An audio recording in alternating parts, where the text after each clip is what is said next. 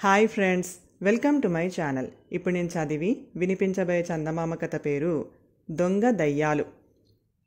ఒక ఊళ్ళో ఇద్దరు దొంగలు ఉండేవాళ్ళు. ఒకడు దొంగతనంలో నిపుణుడు, రెండోవాడు పట్టుబడకుండా తప్పించుకోవటంలో నిపుణుడు. ఒకసారి ఆ ఊరి పండితుడు ఇల్లు తాళం పెట్టి పక్క గ్రామంలో జరిగే పెళ్లికి కుటుంబ సమేతంగా వెళ్ళాడు. అవకాశం చూసుకొని దొంగలు ఇద్దరూ ఆ రాత్రి పండితుడి ఇంట చొరబడ్డారు. ఇంట్లో దొరికిందంతా మూటలు కట్టి బయటపడటానికి చూస్తున్నారు. ఆ సమయంలో ఒక రైతు దొంగల జాడ పసిగట్టి దొంగలు దొంగలు అని గట్టిగా కేకలు పెట్టాడు. ఆ కేకలకు చాలామంది దుడ్డు కర్రలతో వచ్చి పండితుడి ఇల్లు చుట్టుముట్టారు. ఇదంతా చూసి లోపల ఉన్న దొంగలు హడలిపోయి తలుపులు లోపల గడియ పెట్టుకొని భయంతో వణకసాగారు. కొంచెం సేపు అయ్యాక యుక్తిపరుడు అయిన దొంగ రెండో వాడితో, మనం భయపడి లాభం లేదు, ఎలాగైనా తప్పించుకునే మార్గం చూడాలి అంటూ ఒక ఉపాయం చెప్పాడు.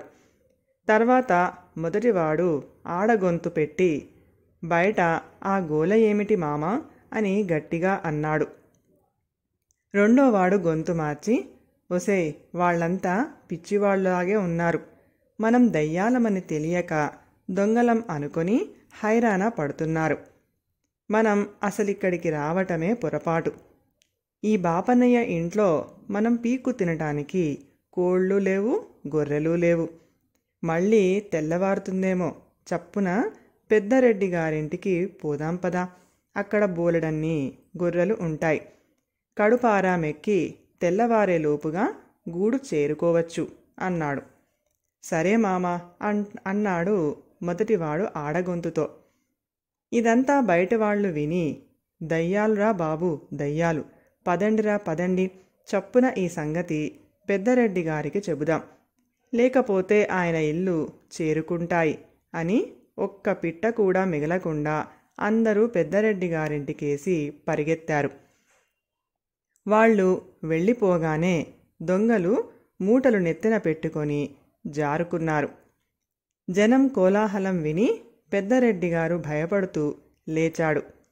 బాబోయ్, కొంప మునిగింది, దయ్యాలు పండితుడి ఇంటికి వచ్చి అక్కడి నుంచి మీ ఇంటికి వచ్చాయి అంటూ జరిగిందంతా చెప్పారు జనం. ఒకరు ఇద్దరూ కాదు, అందరూ ఒకే మాట చెప్పటం చేత పెద్దరెడ్డి బెదిరిపోయి గొర్రెల దొడ్డికి బలశాలులను కాపలా పెట్టించాడు. భూత మాంత్రికులను పిలిపించాడు. భూత వైద్యులు మంత్రాలు చదువుతూ వేపమండలు, చేటలు, చీపురి కట్టలు ప్రయోగించారు. ఈ విధంగా తెల్లవారింది. మంత్రగాళ్ళు బహుమానాలు పుచ్చుకొని వెళ్ళిపోయారు. మర్నాడు పండితుడు సకుటుంబంగా తిరిగి వస్తూ ఉండగానే గ్రామస్తులు ఆయనకు జరిగిందంతా చెప్పారు. కానీ ఆయన ఇంట్లోకి వెళ్ళి చూసుకునేసరికి ఇంట్లో పూచిక పుల్ల లేదు. ఆయన కోపంతో, మీ పిండాకుడు దయ్యాలు, ఇంతమంది కలిసి నా ఇల్లు దొంగలు దోచుకోనిచ్చారు, వాళ్ళు తప్పించుకుపోనిచ్చారు అని అందర్నీ తిట్టిపోశాడు. ఈ మాట తెలిసి పెద్దిరెడ్డి, అయ్యో, నిష్కారణంగా భూత వైద్యుల మొహాన డబ్బు పోస్తినే అని విచారించాడు. కథ సమాప్తం. ఈ కథ కనుక మీకు నచ్చినట్లయితే ప్లీజ్ లైక్ చేయండి, షేర్ చేయండి. మరిన్ని మంచి మంచి కథల కోసం మా ఛానల్ని సబ్స్క్రైబ్ చేసుకోండి. Thank you.